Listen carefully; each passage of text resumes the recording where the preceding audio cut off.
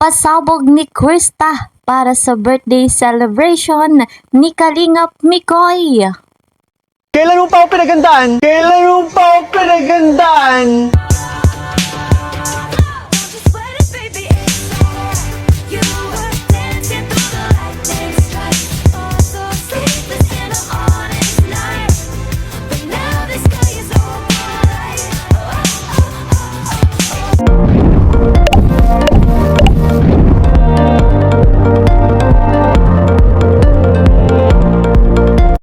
Welcome back to my YouTube channel. Ako nga pong inyong lingkod, Kalingap Kel.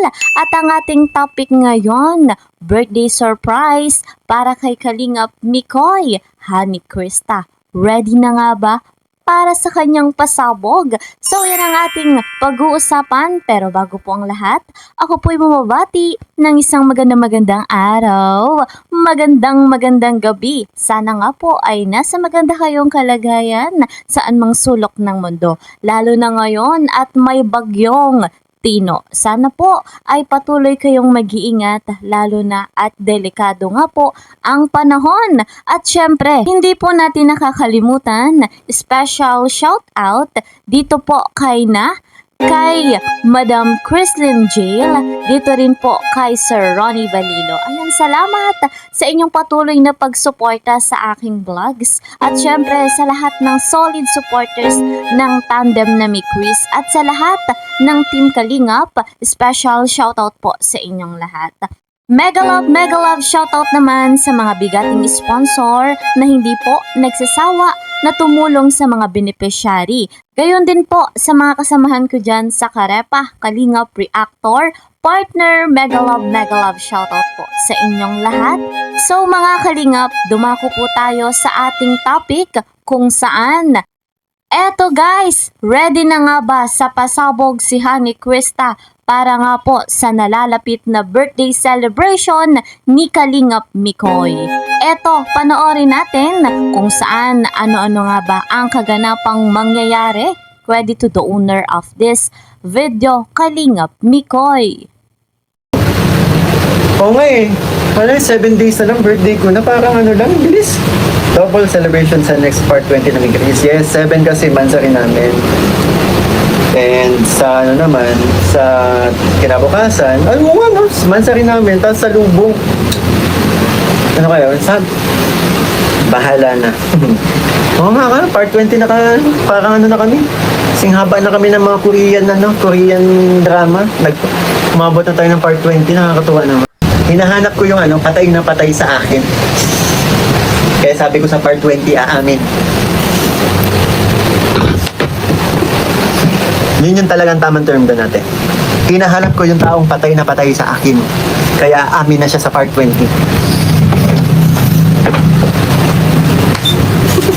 Joke lang. Si CJ ba? Ikaw si CJ, hindi ako, aba.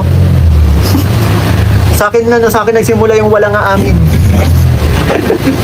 Sa akin nagsimula yun. Si CJ yung aamin sa part 20. Yes, patay na patay yun. Patay na patay ako doon. Patay ako doon pag nakita niya to. Ay, kilala namin si CJ. Alang sa pagkataon niya umamin. Papaaminin natin. Kung kinakailangan floor wax para dumulan.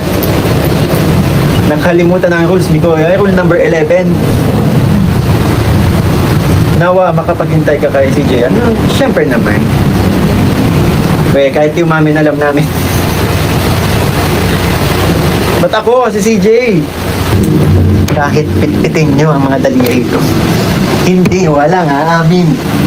Hindi ako maniniwala na amin si CJ kasi sa aming mga babae, kailangan lalaki muna. Ay, sa ano pa? After 3 years pa. Malabo mami si CJ, pero ikaw, pwede pa madulas. Nadulas ka sa vlog ni Rian pa. Pagkakita mo pa lang kayo, nakita mo na agad ang picture. Oh! Di kayo. Basta may kasintay natin kung kailan sila amin. Basta sa tatay ni CJ, ako natuwa. Daming flower wax. Hi! Dito, Dad. Huwag naman. Wag mo.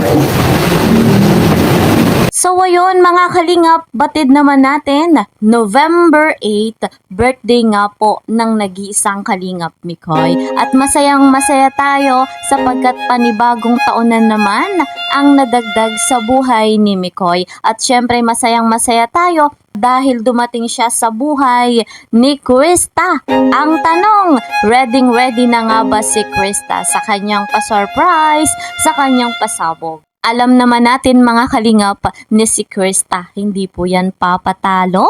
Marami yang laging baong-baong pasabog. Patid nga natin, kung November 8 ang birthday ni Mikoy, November 7 naman ang kanilang mansari. Ibig sabihin po, double celebration at ibig sabihin din po niyan, talagang bongga ang kaganapan, maraming mangyayari, maraming pagkain, maraming kantahan, maraming good vibes ang dapat nating abangan sa tandem na Mikoris. Eto naman po mga kalingap, ating balikan yung masayang mansari ng Mikoris. Ito po yung third mansari kung saan talagang na-surprise si Kalingap Mikoy. Eto, panoorin natin ang kantahan nila, ang kanta ni Krista na kapag tumibok ang puso. Credit to the owner of this video, Kalingap Rob.